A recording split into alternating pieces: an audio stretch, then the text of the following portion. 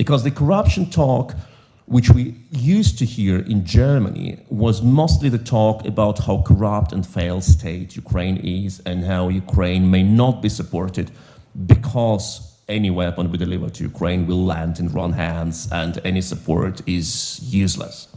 That is what we heard also from the Amnesty International when they tried to spread the narrative that US delivered Javelin anti-tank guided missiles land in the hand of terrorists, etc. That is what Germany constantly repeated from some political circles, that any economic or military support for Ukraine is useless because you cannot support the failed state.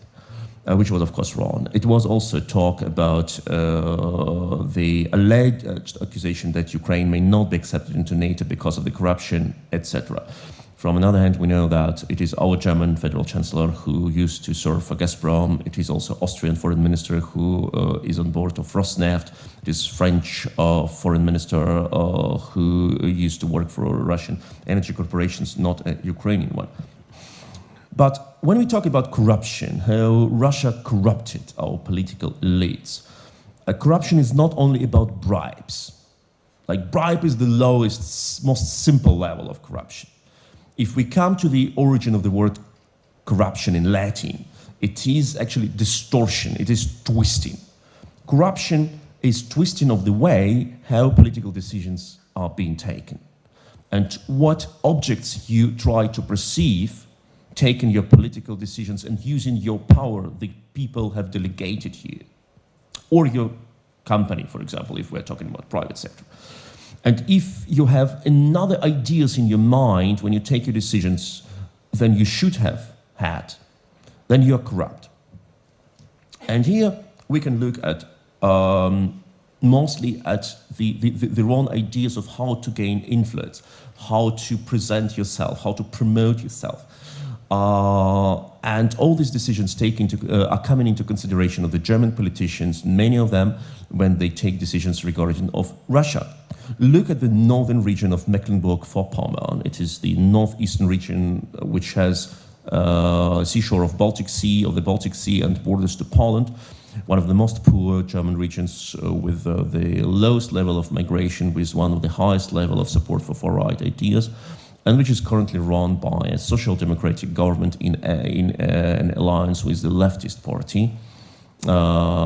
And we know that this government of Mecklenburg-Vorpommern was a fierce lobbyist for the Nord Stream 2 project until the full-scale invasion. And the Mr. President of Mecklenburg-Vorpommern, Manuel Schwesig, said repeatedly that Nord Stream 2 is a poor economic project. When the United States threatened with sanctions against the Nord Stream 2, what did the government of Mecklenburg-Vorpommern do? They have founded a non-profit foundation, Stiftung, non-profit charity, non-profit endowment. It got a name, Environmental Stiftung. And the founding money came from Gazprom.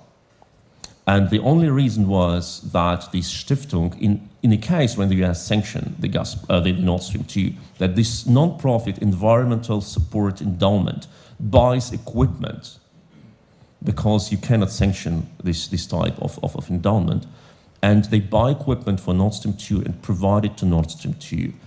If you look at all this scheme, I will not go into detail here, but if you look like where the address, where it was registered, who were the founding fathers and mothers of this Stiftung, like where did money came from, this practically was registered in the same building, in the same floor with the Gazprom office.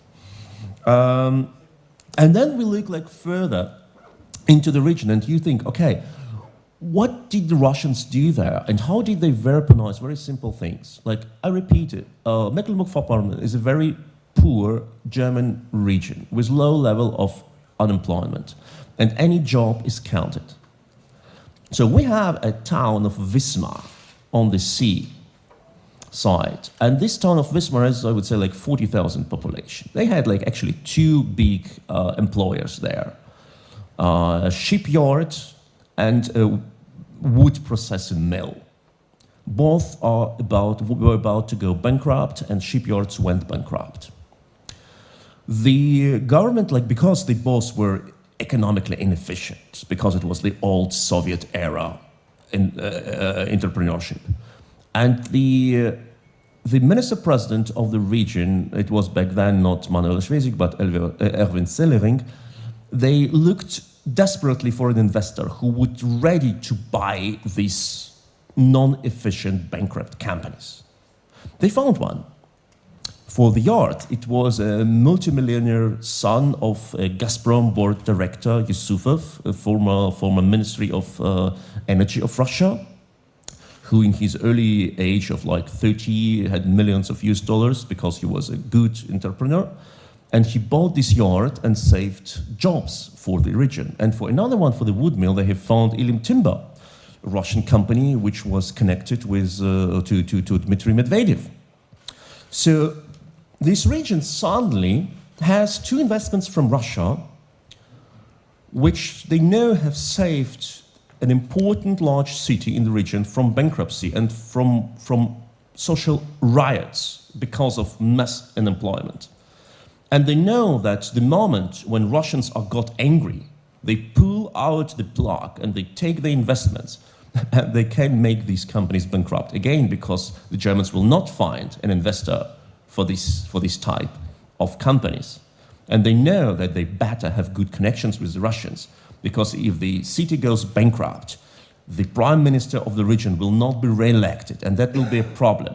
And the regions in Germany, they don't have legally rights to go into foreign policy discussion, but the regions are sitting in the upper chamber of the two-chamber, it's not two-chamber parliament, but for the simple approach, we can name it two-chamber parliament, and the upper chamber can veto any legislation.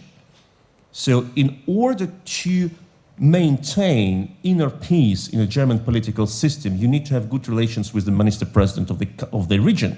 And minister-president of the region is happy when his region is economically prosperous, and his economic prosperity and peace in his region depends on like two small investments from Russia.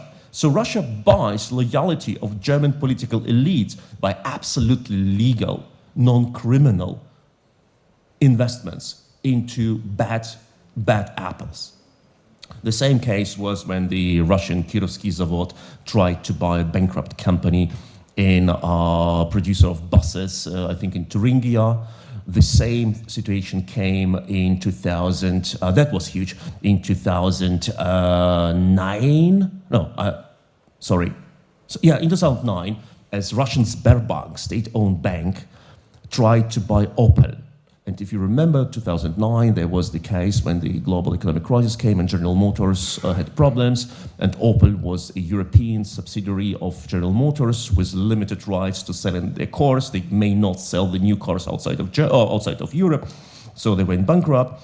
And then came Sberbank with zero experience of producing cars and said, we have money, we can save your jobs. Like in Rüsselsheim, 20,000 jobs in other cities. And German Gref, the CEO of Sberbank, visited Frankfurt automobile fair, and he was cheered as the new boss of one of the biggest German car producers. Then the bailout came, and the deal was cancelled in the last moment. But just imagine if Russia would have gained access to one of the biggest German car producers, controlling some dozens of thousands of jobs in Germany, and could blackmail Germany with that. So, I wrap it. So what does it mean? It means that we have like practically two conclusions. First, in Germany there is still, despite of all Zeitenwende, there is no understanding that Russia weaponizes everything. Russia weaponizes culture, Russia weaponizes science, Russia weaponizes economy, investment, media, everything. And there is understanding that, there are like hacking activities, there are subversion tactics, but investments are good, and like Anna Netrebko is good, etc. That's a problem.